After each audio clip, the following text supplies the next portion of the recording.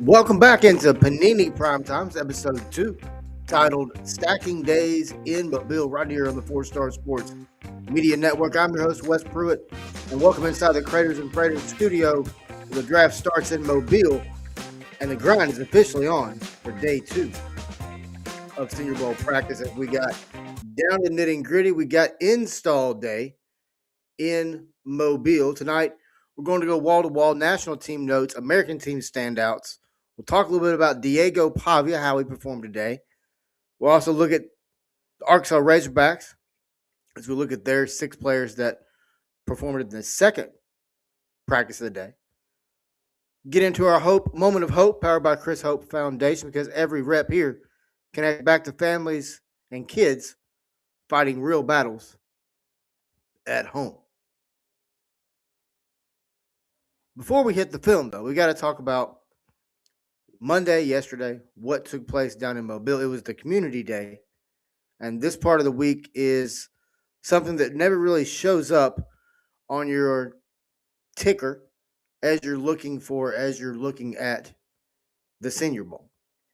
But it's something that really has the eyes of GMs, owners, and coaches. Because you get a chance to see these players be human. You get a chance to see these players meeting with kids, signing autographs, reading books, going to hospitals, going to schools, taking selfies. And scouts are quietly watching how these young men interact with families and with community, body language, patience, leadership.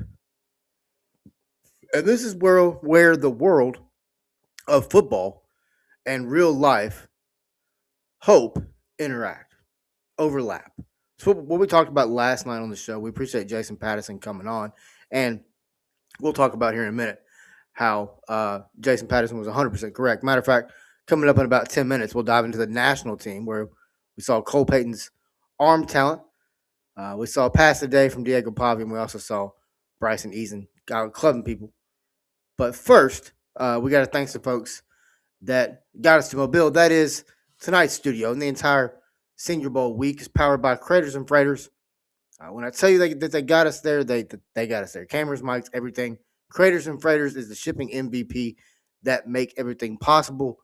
Look, if NFL teams trust logistics to get hundreds of helmets, shoulder pads, and equipment across the country on time, you need the same level of care for yourself, whether that's high-value machinery, fragile electronics, or family heirlooms.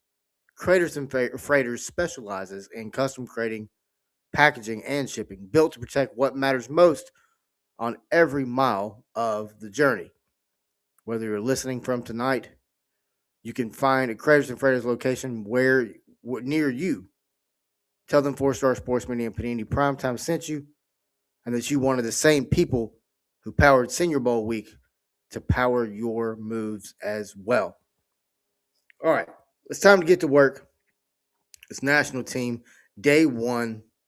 Who stacked a good first impression? Who needs a big response in game 2? Or day 2, should say. 3 days of a practice. More on each player's plate each day. We talked about that last night with Jason. We talked a little about it more this morning. Today was just install day. Today is just the initial day of what is this week of these 3 days of practice going to look like. And each day, you're going to get a little bit more. So when you look at today, it was a heavy emphasis on install, timing, and just basic operation, getting in and out of the huddle, cadence, clean exchanges, that type of thing. But at the same time, you want to minimize the sloppy errors, which are going to happen on the first day, but you want to try to minimize as many of those as you can. You want to try to keep good tempo throughout the day. But then we saw instant physicality. We saw the trenches come alive, one-on-one offensive line versus defensive line, which is one of my favorite drills of the week. But it shows who could anchor and who got walked back. We saw skilled guys showing competitiveness all day long. We saw wide receiver defensive back battles. They got chippy in a good way. But we got to talk about who actually flashed, the guys whose name ended up in notebooks all over the bleachers of Hancock Whitney Stadium. And I want to start with guys that are outside of the 4-star specials, and we'll get into those guys specifically as well. But I want to start with North Dakota State quarterback Cole Payton. He looked like he belonged with the big school guys. The ball jumped off his hand, had real zip behind it, and he was not scared to challenge tight windows. What I liked the most was he showed touch when he had to. It wasn't just straight fastballs. He laid a couple of intermediate throws and retained the install quickly for a day one setting. I thought that if you didn't know the helmet, you would have never guessed this young man had an FCS, was from an FCS team based on his arm talent alone. I think Cole is somebody that you've got to keep an eye on the next 2 days of practice. See how he retains, see how he can continue to grow in this setting. Number two, not shocking, but Colton Hood. We talked about him. Honestly, he had one of those days where I don't even know if he lost a rep. Really, I don't. He made receivers earn absolutely everything that they got. He was very competitive at the catch point. He didn't shy away from contact at all. Impressed looks. He looked like a guy ready to fight for an early down roll on Sundays today. Colton Hood from Tennessee, really impressive today in the first practice down in Mobile. Beautiful, beautiful work from Hood. And then two guys, both from the same team, both Penn State running backs. When you look at Nick Singleton and Katron Allen, Nick Singleton absolutely flashed. He had a burst that we all knew was there. But, man, just the way he was able to just have real juice to get to that second level. And then once he got to the second level, I understand we're really not tackling, right? I get it. But he showed the burst that shows you it's there. Later in the week, tomorrow, Thursday, into game day, really want to see how both Nick Singleton and Katron Allen can both grow within this offense. It's going to be very, very exciting to watch. I think when you look across the board in the first practice, I was impressed with how they brought energy.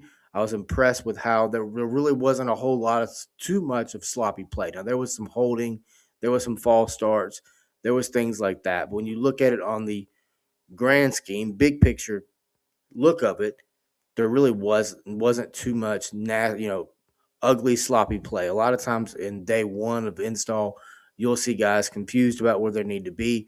You'll see guys that are lost, completely lost.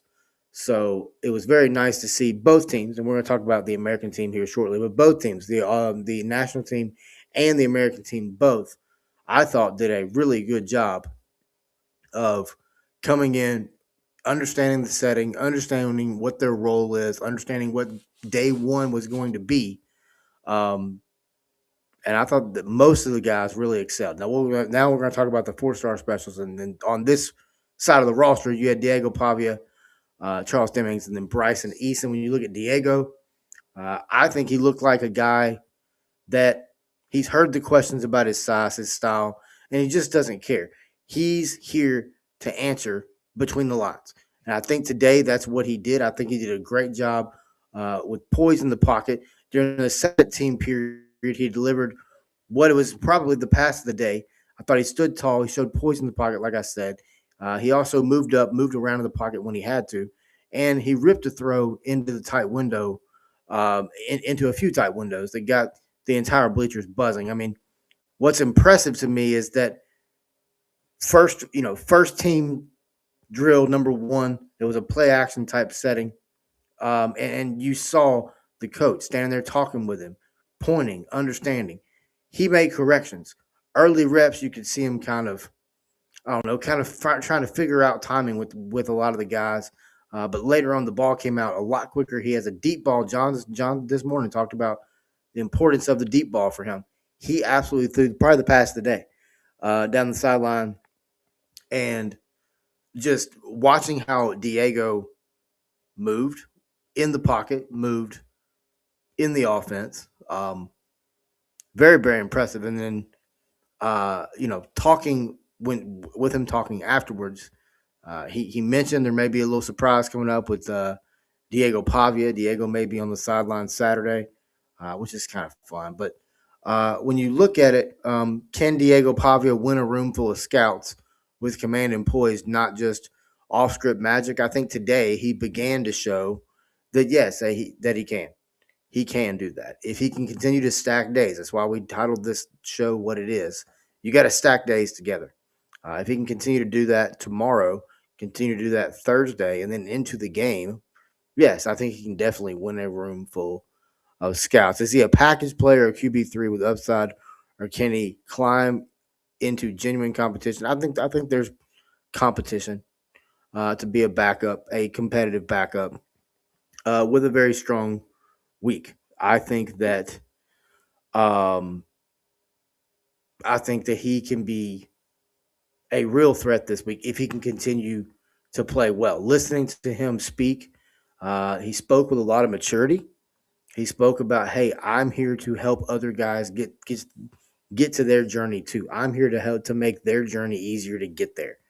I honestly believe I thought that was very mature by Diego, and really enjoyed what he had to say. Also, on the defensive line, Bryson Eason, young man, came from Tennessee, right at 300 pounds.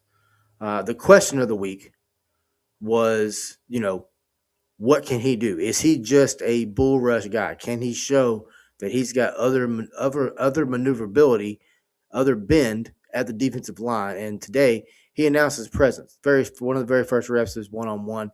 He absolutely unloaded a nasty club on this guy, rocked the guard back, and cleared the spot for him to keep moving. In team drills, he kept a lot of that same energy, generating great push up front and consistently forcing quarterbacks to move around, things to happen. And even if he didn't finish with a sack, he was still making his presence known. And for a guy we've covered out of the Memphis area, this is exactly what kind of, quote, "I belong with the big boys" statement you want to see him make. I mean, coming from Tennessee, coming from the SEC, I understand he's got that pedigree to him. But I tell you, Bryson Eason, really great job today.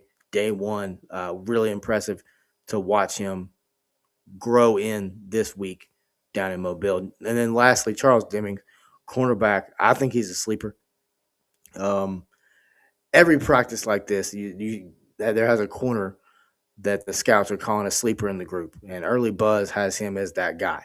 I thought he competed well at the line of scrimmage today, played with pretty confident eyes, confident understanding his positioning. He really didn't look too out of place against top receivers. And like I said, when scouts are starting to say, "Hey, he's a sleeper," that's a green arrow on day one. That's a positive on day one. I think when you look at Charles, what he's got to continue to do is show his coverage traits against long speed. Um, what do teams see on tape? Is there sticky coverage traits versus long speed questions? Does he have the speed down the field to be able to stay with a guy?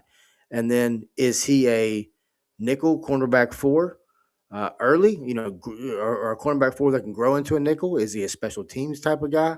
What is his role? What is he projected to be? So we're going to continue to find that out as the week goes. But I think day one, I thought each guy on this national team who was the opening practice of the day, I think each guy that we're focusing on, plus the ones I mentioned, I thought they performed really well. They came out day one, understood what they needed to do. And like we talked about, the question of the week with this national team, and really the American team too, is simple. Can these guys stack days? When you look at Peyton, Pavia, Easton, Demings, one day was a strong first impression, right? But now it's about walking back out there with heavier installs, louder pads, and providing Tuesday wasn't just a fluke. You've got to go back out on Wednesday. Keep in mind, with more install coming in, you've got to go back out on Wednesday and continue to press forward and try to stack days together. That's literally why we titled this second episode "Stacking Days." But we're gonna take a quick break. When we come back, we'll flip it over to the American side. So we got the Arkansas crew, Kieron Crawford, an edge setting. Plus, we had some pads popping early by a certain team, and then we also got some interesting information about a hog and a certain Vikings logo hovering over his practice tape. All that and more right here on the Panini Primetime, presented by Credit.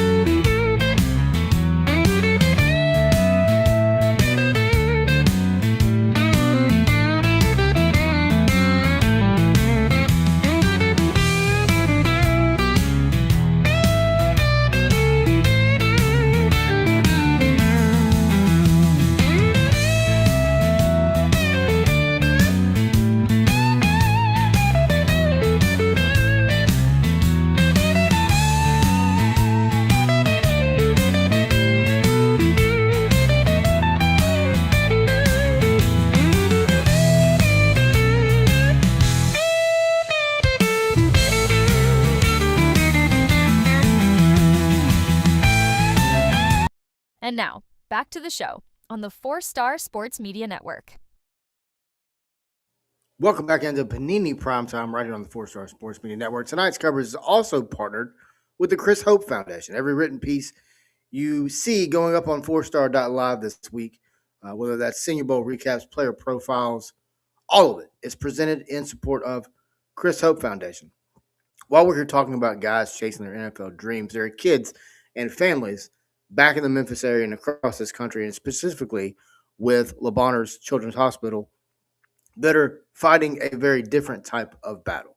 The Chris Hope Foundation steps into that gap, helping families of children with life-threatening illnesses, with things like travel, lodging, bills, and most importantly, emotional support, so they don't have to fight that alone. If you want to be part of that, go to chrishopefoundation.org tonight. Even a small gift can turn a really hard week into a moment of hope for a family that desperately needs it. And that's exactly where we're going next. All right, it's time for a moment of hope here on Panini Primetime. If you listened last night, you heard me become emotional speaking about my personal journey back to Mobile, Alabama. And when you look at the Chris Hope Foundation, I spoke about why it hit home, why it spoke to me personally. But when you look at the Chris Hope Foundation, some of you are listening tonight from hospital rooms, from waiting areas, from long drives to appointments. We see you. The same way these players are trying to stack good days on the field, a lot of families are trying to stack good days in this wild thing that we call life. And if you're able, like I said, hit up the Chris Hope Foundation and be part of that story. But yes, to that point, you got to stack good days, folks. That's what's most important here. But let's go ahead and jump over from hope off the field to hunger on it. Let's talk about the American team and why Arkansas fans need to be locked in this week. And I don't know how many of them are. The American team's first practice felt like kind of a tone setter, to be honest with you. There was high tempo, it was a little chippy, there was clear separation between ready-made guys and guys that were not quite there. When you look at it, the structure-wise, it was heavy on one-on-ones, as these practices always are, as there's install, right? But there's always situational teamwork, a lot of first down situations, a lot of play action, things like that. But you're able to see, because both offensively and defensively, you're able to see checks. You're able to see what these guys have been able to understand or retain so far during day one of practice. Now I understand they've only practiced one day, right? Like I get that. Um, they were chippy but controlled today, and that's what at the end of the day, that's what these guys are getting ready to do, because they're going to have to compete not just for a spot on the depth chart, but it's money. There's money attached to this, right? And I understand, yes, there is NIL in college, but this is a little bit different. But I do want to start with this. What stood out to me outside of the 4-star specials, and number one was, if you're a Michigan fan, let me just say this: if there's a Michigan helmet on this field this week, it's got pads that are popping behind it. Those guys practiced like the national championship game from 2 seasons ago hadn't ended, and I mean, they were there to prove a point. They were there to hit. Potentially the most aggressive play of the day came from Michigan defensive end, where he absolutely just bull rushed the guy, poor guy. But you could feel it. The way they finished, the way they celebrated teammates' reps, it was really refreshing to see, and it made the practice better. It took the practice to a new level, and it was really nice to watch Michigan jump around. It really was. It was really, really nice. All right, and then next up, Luke Altmaier. I thought the Illinois quarterback I thought quietly had one of the cleaner days. He had poise in the pocket today. I thought he handled pressure fairly well without panicking. He put some balls, just had great ball placement on numerous passes throughout the day. And once again, threw it in tight windows. That's something that I think all these quarterbacks have done so far today, has been able to throw into those tight windows and make the throws that the NFL scouts are looking for. And he showed a nice deep ball when they dialed up some shots as well. He's not the loudest name in Mobile, but I thought day one felt very professional. I thought he handled the operation well. I thought he delivered the ball, like I said, really, really well. And I thought he did a good job of just keeping the offense on schedule. And at the end of the day, that's what NFL teams are looking for. They're looking for somebody to keep your offense on schedule. All right, let's go ahead and jump over to the Arkansas Razorbacks. This is going to be the meat of the American segment. But you look at these guys, you had Taylor Green, Mike Washington Jr., Fernando Carmona, Cam Ball, Julian Neal, and Xavier Sori. When you look at all these guys, we talked about it with Jason last night. We talked about it with John. John talked about it this morning as well.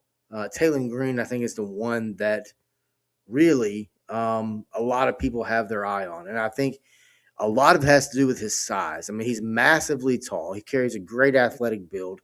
And when you're that big and the ball comes out with that much velocity, and it's also a clean ball, a lot of times you will force evaluators to ask the question of, hey, how high is the ceiling here?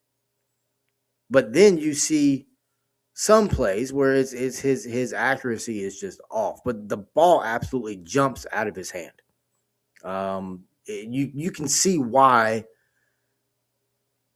there's a lot of possibility here, a lot of it. I mean, he layered in some really accurate ball placement, including a tight window completion to Malachi Fields from Notre Dame that had the scouts going, hey, okay, this he's got it, right? It's there. It's just he's got to there's some mechanical issues. There's some other things that he's got to work on.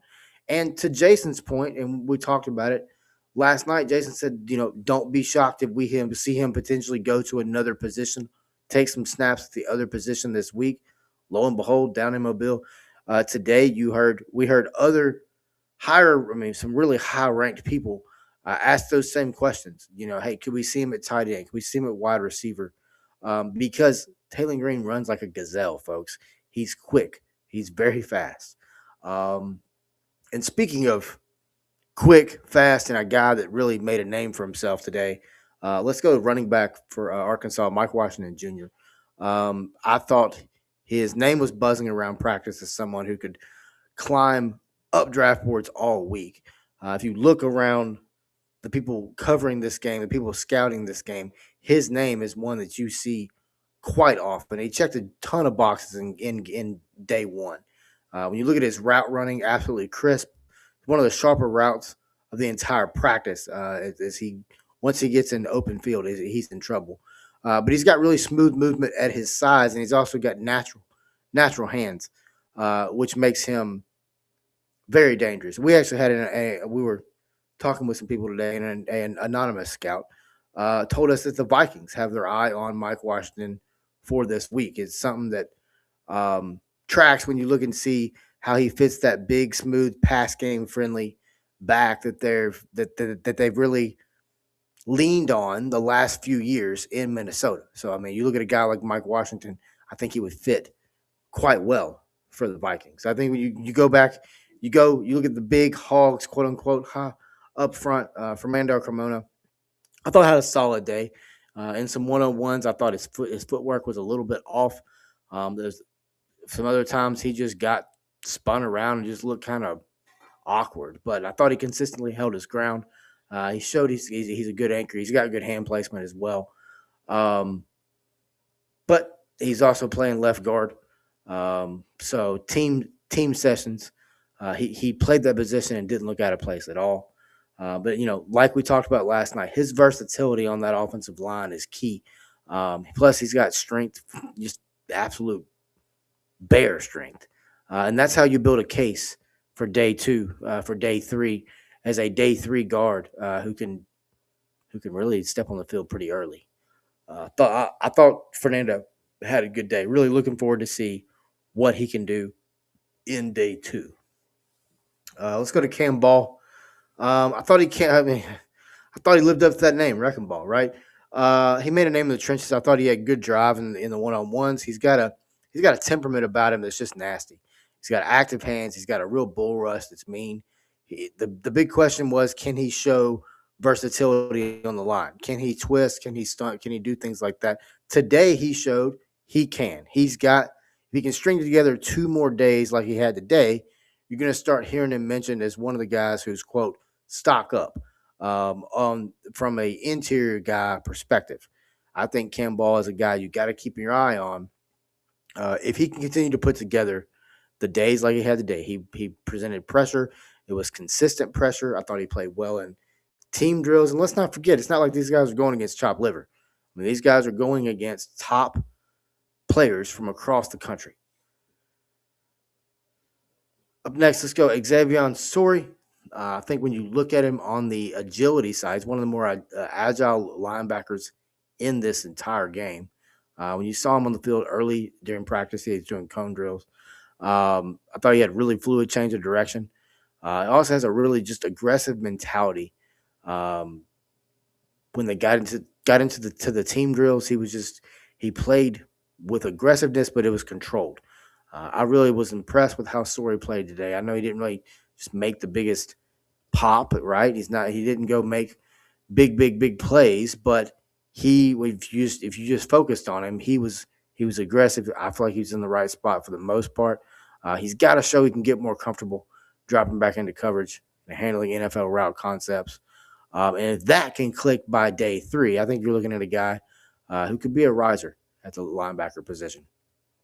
And then lastly for Arkansas was Julian Neal, and he had probably one of the more difficult days of anyone in Mobile.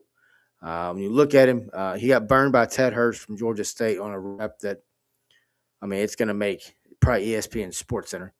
Probably the catch of the week, maybe, possibly. But he also struggled at times in team drills, just kind of out of place, bit on certain things and just got beat. And it's not a death sentence, right, by any stretch of imagination. It's just one day. It's just practice, right? But there was a lot of install today. But it does put a spotlight on this on his day 2 and day 3 because he needs to go now make a noticeable bounce back because he's got to go now, go make some plays, go make some interceptions, go. He's got to be almost a little bit more aggressive than maybe guys who didn't struggle today because he's got to go make a name for himself to make up for a less than stellar day on day 1. And then let's go to Keiron Crawford. Auburn, I thought he gave scouts a lot to look forward to. Quick hands in team drills. He did an excellent job setting the edge against some of the top power forward tackles from across the country. And for a player with his story and to be rocking an Auburn helmet, this week is about proving he's more than just a trades guy. And I thought day 1 was a really good start for him. I think when you look at how Keiron did this week, and you look at really all the guys for the American, but in the cone and Titan drills, Keiron showed he's got elite speed, incredibly fast and short area burst. But we've been talking about that for months. But the way he's translating it into a real functional movement in a pro setting was impressive today. Really looking forward to seeing how he can move forward, how he can go into day 2 and day 3 and continue what he did today. And like I said, all these guys, including Neal, if they can keep stacking days and keep stacking clean reps as the installs get thicker and the competition cranks up, keep an eye on these guys for sure. We're going to take a quick break. When we come back, we'll be talking a big question of the week as we look at what to watch for in day 2 from each one of these players. And then after that, we'll get into a little bit of a day 2 tease as we close up the show right here on Panini Primetime, presented by 4-Star Sports Media.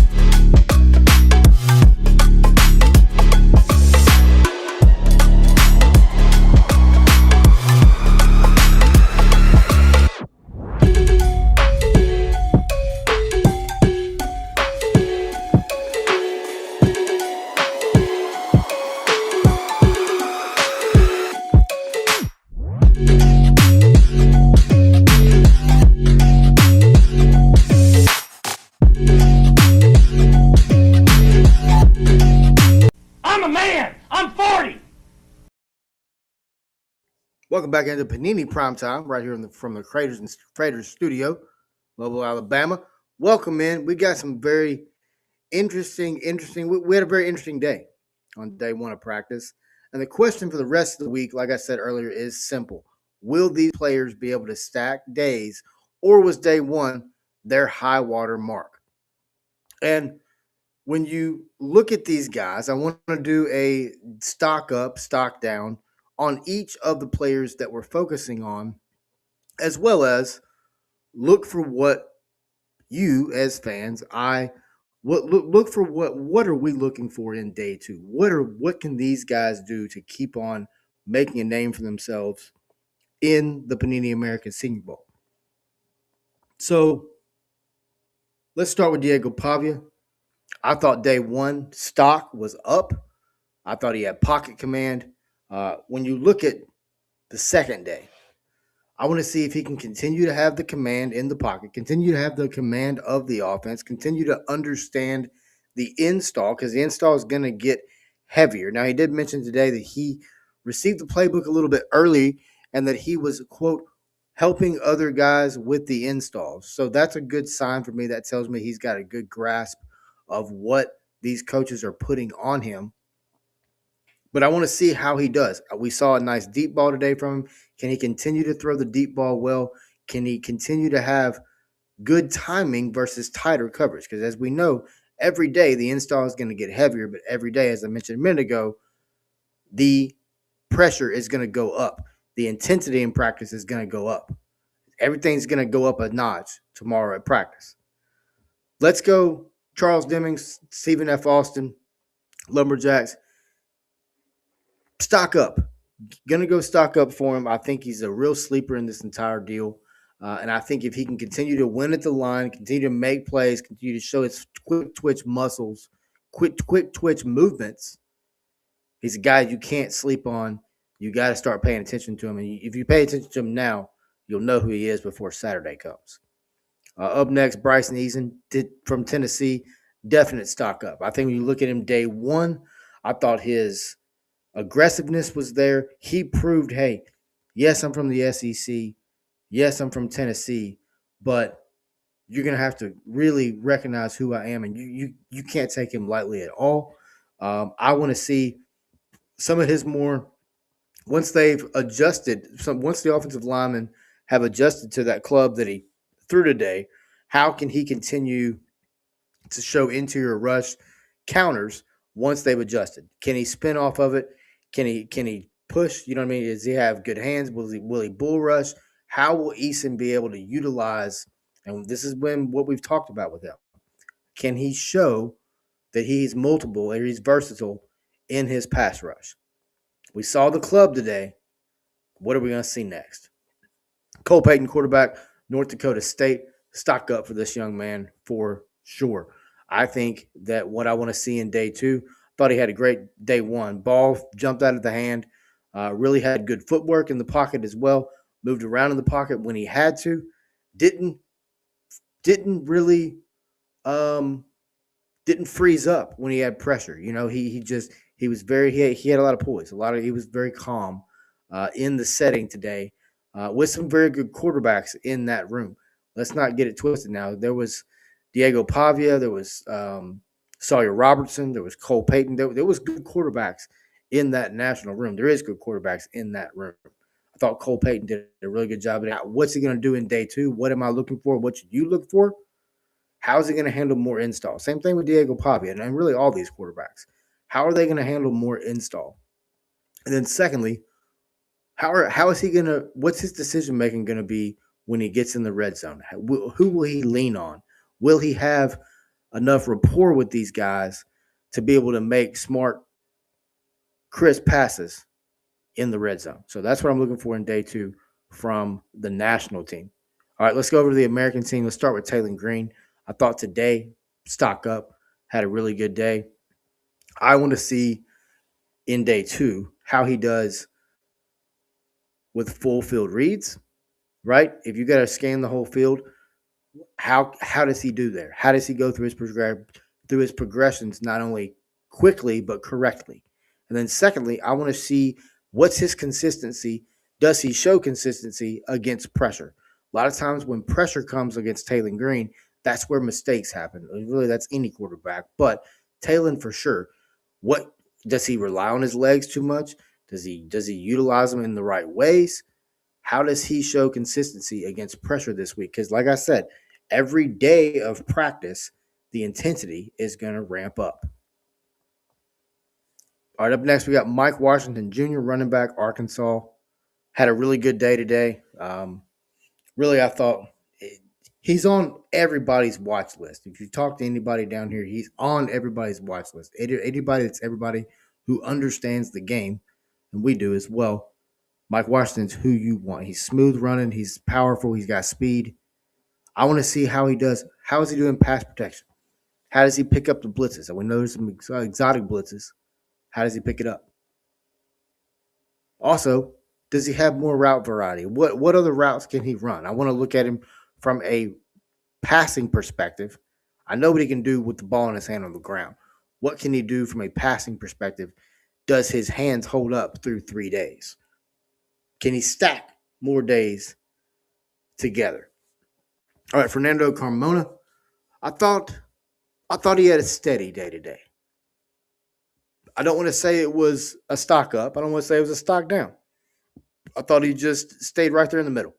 I want to see what he does against guys that are against defensive linemen that are quicker. What's his foot speed like? How does he adjust? Is he slow? Can they take advantage of him? Can they just run right past him? And then I want to see what he does versus a power rush. What kind of anchor is he? What kind of anchor can he be? Because I mean, like I said, he's playing guard today, left guard. We know he's got versatility on the line, but how can Fernando Carmona continue to have good foot speed versus guys who are quicker than him on the defensive line?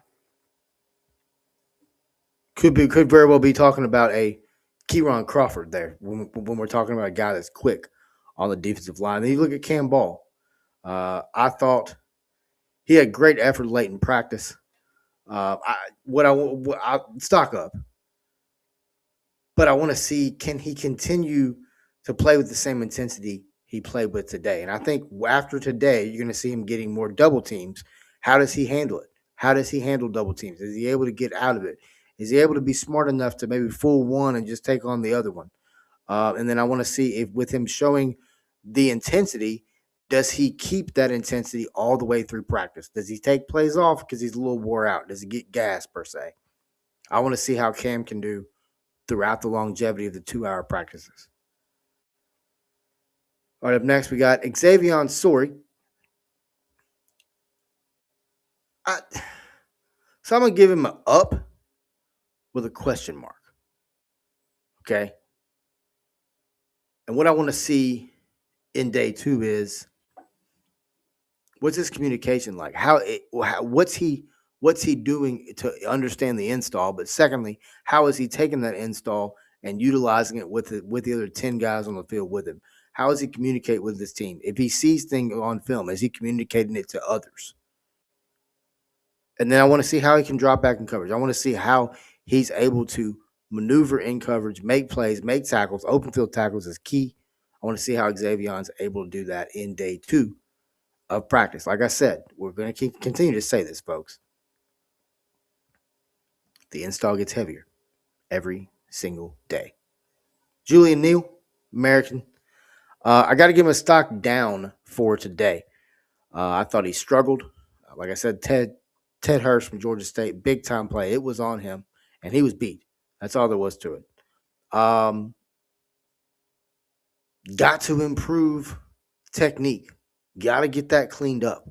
But more importantly, he's got to have a bounce back day mentally. He's got to regain his confidence, and he's got to maintain that confidence through day 2 and then use that confidence to vault that into a good day 3. Like I talked about earlier with Julian Neal, he's a little bit behind the 8 ball per se. He's got to now go show out. He's got to now go, okay, hey, I had a down day in day 1. I got to go make some interceptions. I got to go make some plays. I gotta have these scouts go, okay, well, we can scratch up. We can just take out the notes of day 1 with this kid. Let's go take a look at it from day 2, day 3. That's what Julian Neal's got to do. He's got to go make plays. He's got to get his technique cleaned up. He needs better footwork.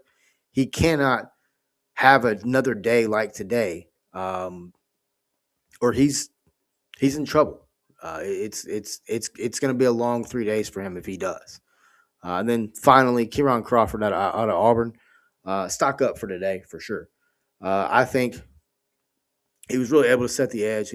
He's strong. He's fast. We know he's a freak of an athlete, and he's a guy that's climbing up draft boards by the minute. As of right now, I've talked to 4 or 5 different people across the NFL. He's on their draft boards. He's on their boards. They like him. They like what he brings. They like his upside. They like his potential. They also like his versatility. You can move him. You can put him in some different places. What I want to see in day 2 from him, very similar to Cam Ball, pass rush counters. What can you do? Are you just a speed guy? Or can you bull rush? What's your hands? What's your feet like? I want to see all that. What can he do to build on day one, make day two even better? He's got to do that in order to continue to climb up these boards. And he's doing it right now. Also, with Keyron, I want to see, like I talked about earlier, stamina. Stamina is very important, especially for these guys on the defensive and offensive lines. How are they maintaining their stamina? Are they able to go and to consistently produce the same energy in order to make plays over a longer team period? It's going to be very, very interesting to see how they do. And I mean, if you're an NFL scout, who are you running back to the tape room for tonight?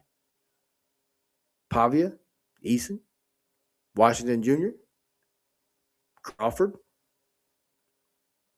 And secondly, I mean, which group looks deeper after day one? The national front seven or the American skill guys? I mean, these are all questions that are being asked.